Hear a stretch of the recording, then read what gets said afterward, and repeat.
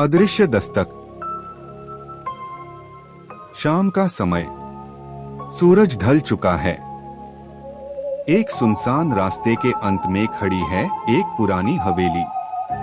उसके लोहे के बड़े बड़े फाटक धीमी चरचराहट के साथ खुलते हैं।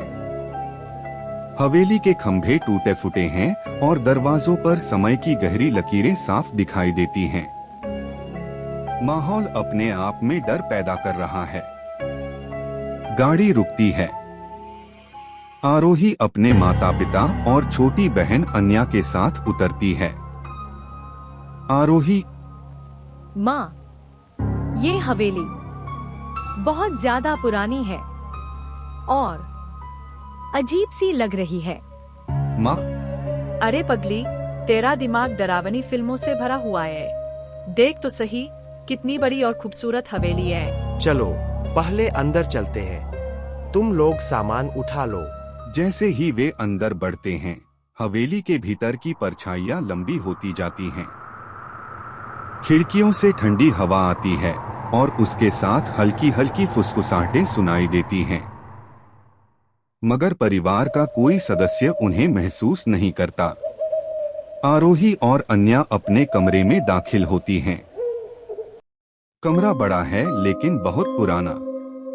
फर्नीचर पर धूल की मोटी परत जमी है। दीवार पर एक पुराना बड़ा शीशा लगा हुआ है। अन्या, दीदी, देखो ये शीशा कितना बड़ा है। ऐसा लग रहा है जैसे कोई इसके पीछे से हमें देख रहा हो। आरोही, अन्या, मुझे ये सब थोड़ा अजीब लग रहा है। बाद में देखेंगे, अभी रहने दो। अचानक तेज हवा चलती है। शीशे का कांच हल्के से कांपता है। आरोही की नजर शीशे पर जाती है। उसे उसमें एक हल्की सी परछाई हिलती हुई दिखती है। आरोही डर जाती है, लेकिन अन्या कुछ भी महसूस नहीं करती। रात हो चुकी है। कमरा लगभग अंधेरे में डूबा हुआ है। एक छोटी सी लाइट जल रही है। आरोही बिस्तर पर बैठी किताब पढ़ रही है। खिड़की के बाहर पेड़ की टहनियों की परछाई धीरे धीरे कमरे की दीवार पर रेंगने लगती है। आरोही, ये सब मेरी कल्पना है। यहाँ कोई नहीं है। तभी एक बहुत हल्की सिहरन पैदा करने वाली आवाज आती है। आवाज ही। आरोही, कौन है? कमरे में हवा तेज हो जाती है। पर्दे जोर से लहराने लगते हैं।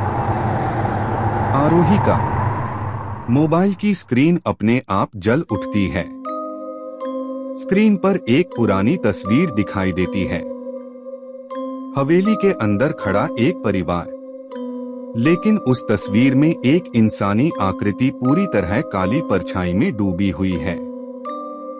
आरोही, ये कौन है? और ये तस्वीर मेरे फोन में कैसे आई? अचानक फुसफुसाहट तेज हो जाती है। निकल जाओ, निकल जाओ। डरी हुई आरोही दौड़कर माँ पापा के कमरे में जाती है और सारी बात बताती है। माँ उसे शांत करने की कोशिश करते हुए, बेटा, तुम बहुत डर गई हो। खिड़की खुली होगी, हवा की वजह से ऐसा लगा होगा। सब ठीक है। आरोही, नहीं माँ, मैंने देखा था। परछाई थी और आवाजें भी थी। पापा।